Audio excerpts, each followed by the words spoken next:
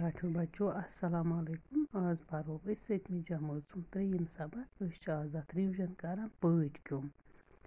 Pot क्योम फायदेमंद जूजात। रेशम Sanat pot क्योम सदी बारसस आमच। रेशम सनत कम असली उस पॉट क्योम सिल्क वर्म इंग्लिश पॉट वन। तो पोट या रेशम अम लाल आसान। ये लाल नबर नीरित हवा लगित होखान। होकित नरम तो नोजुक पंदाव बनान। टाठियो बच्चो तो पता अस लागान सिल्क हिंद पलव लागान साड़ी लागान।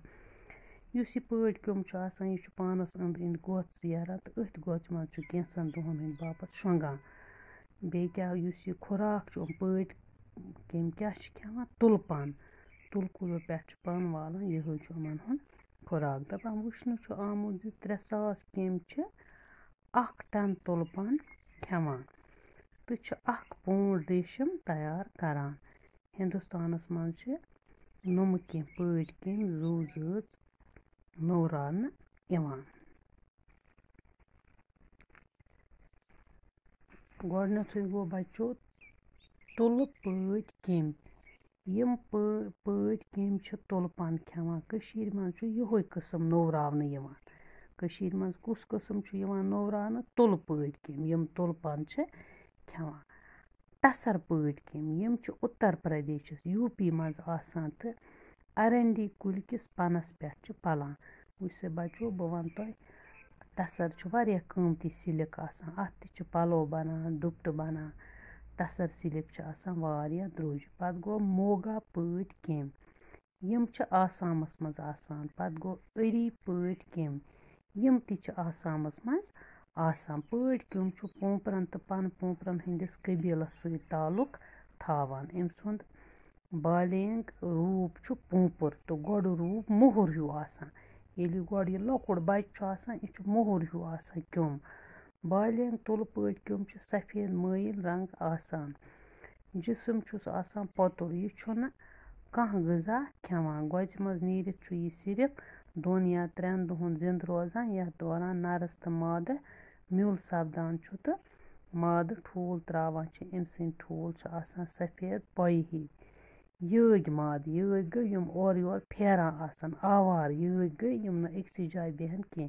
यग माद त्रावान तुल कुलिस पे ठूल तो सिव माद कम त्रावान ठूल बंद कमरस मज। अत कागज आसान वहरत त्रावन आमुत तो माद पॉट क्योम अथ कागजस पे ठूल त्रावान। यम ठूल साइंसी तरीको मौजूद थवन। नव वरी येल तुल कुलन गुतुल पन द्रामुत आसान यम ठूल वुशनेरस थवन। 10 दोहन फह लगित यमो मज क्रील हिव। यम तुम तुमलस मज लकट लकट कम यमन क्रील ही गोड़ रूप।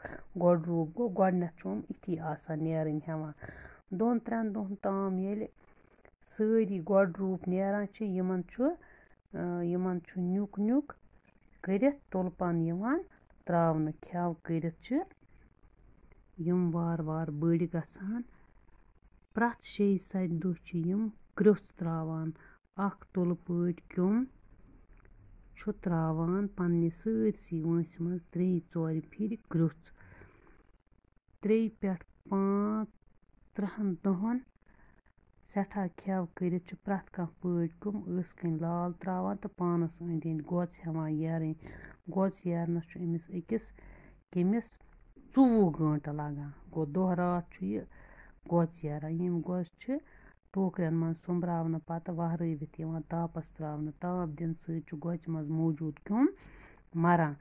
पॉट क्योम यम सात पानस अंद अंद गोच बनावान अथ गोच मज पत मरान यह।